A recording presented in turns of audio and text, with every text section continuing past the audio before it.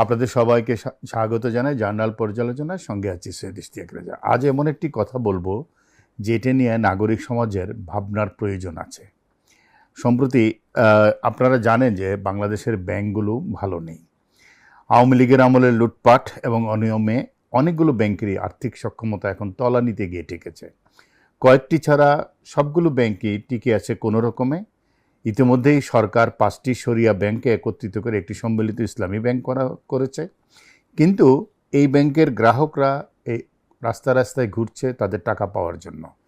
এমনও ভিডিও আমাদের কাছে আসছে যে সন্তানের ক্যান্সার, কিন্তু মা তার টাকা তুলতে পারছে না। চিকিৎসা না করাতে পেরে অনেকে মারা গেছেন, অনেকের সারা জীবনের সঞ্চয় আটকে গেছে সেখানে, অনেকের পড়ালেখার খরচ বন্ধ হয়ে গেছে, চিকিৎসার খরচ তো বন্ধ হয়েছে আগেই বলেছি। এরকম নানা কথা। এরকম অবস্থা কিন্তু পদ্মা ব্যাংকের, এই অবস্থা ন্যাশনাল ব্যাংকের। কিন্তু এই যখন অবস্থা ব্যাংক খাতের, তখন রাজধানী আমাদের ঢাকার 416তম বার্ষিকী উদযাপন করতে চায় দক্ষিণ সিটি কর্পোরেশন।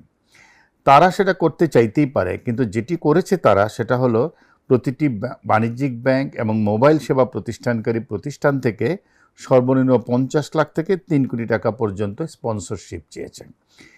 নামটা স্পন্সরশিপ, আসলে চাঁদা চেয়েছে, এবং সেটি চেয়েছে কে? ঢাকা দক্ষিণ সিটি কর্পোরেশন।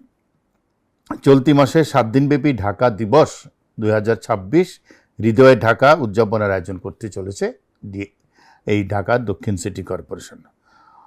সবচেয়ে মজার ব্যাপার হলো বা অবাক কাণ্ড হলো, এই উদযাপন তখনই হচ্ছে মাত্র 2 সপ্তাহ আগে বিশ্বব্যাপী যে শহরের বাসযোগ্যতার সূচক তৈরি হয়, সেখানে ঢাকাকে দেখানো হয়েছে সবচেয়ে নিকৃষ্ট 3টি শহরের একটি।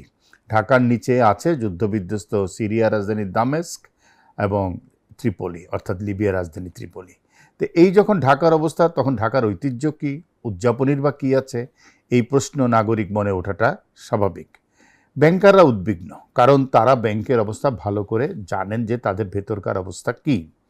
2025 সাল শেষে দেশের অধিকাংশ বাণিজ্য ব্যাংকের নিট মুনাফা কমে গেছে, এমনকি অনেকে লোকসানে আছে। 2025 সাল শেষে পুঁজিবাজারে তালিকাভুক্ত 31টি ব্যাংকের সম্মিলিত নিট মুনাফা আগের বছরে 4,529 কোটি টাকার থেকে কমে হয়েছে 1,667 কোটি টাকা, অর্থাৎ 3 ভাগের 1 ভাগ হয়ে গেছে। সেই ব্যাংকগুলোর কাছে এখন টাকা চাচ্ছে ঢাকা দক্ষিণ সিটি কর্পোরেশন।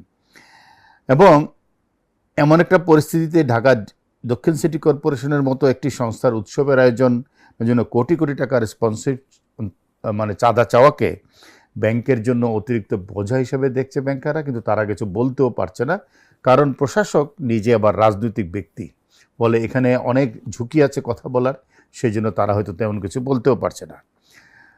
দুঃখজনক হলো, ঢাকা দক্ষিণ সিটি কর্পোরেশন চিঠি দিয়েই কিন্তু এই চাঁদাটা চেয়েছে।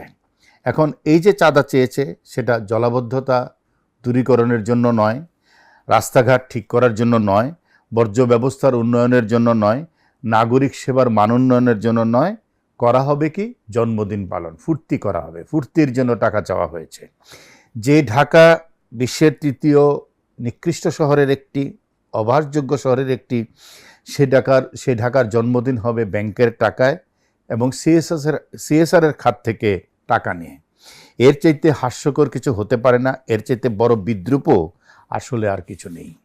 যে ঢাকার নাগরিক সেবার বেহাল দশা, সেই ঢাকার নাগরিক ঐতিহ্যকে বিশ্বমঞ্চে তুলে ধরা হবে। মাত্র কদিন আগে বৃষ্টিতে দেখা গেছে ঢাকা শহরের রাস্তাঘাট ডুবে গেছে, পানি সরছে না, এবং এইচএসসি পরীক্ষা হয়েছে প্রচণ্ড কষ্টের মধ্যে ছাত্রছাত্রীরা দিয়েছে। কোথাও কোথাও এখনও বোধহয় সেই পানি পাওয়া যাবে, কিছুদিন আগেকার পানি। তো সেই ঢাকায় বর্ণাঢ্য শোভাযাত্রা হবে, সেই ঢাকায় ঐতিহ্যবাহী মেলা হবে, ম্যারাথন হবে, সাইক্লিং হবে, কনসার্ট হবে। তবে কি এভাবেই ঢাকা হয়ে উঠবে বাসযোগ্য? এই প্রশ্ন রেখেই শেষ করছি আজকের জার্নাল পর্যালোচনা। সবাই ভালো থাকবেন।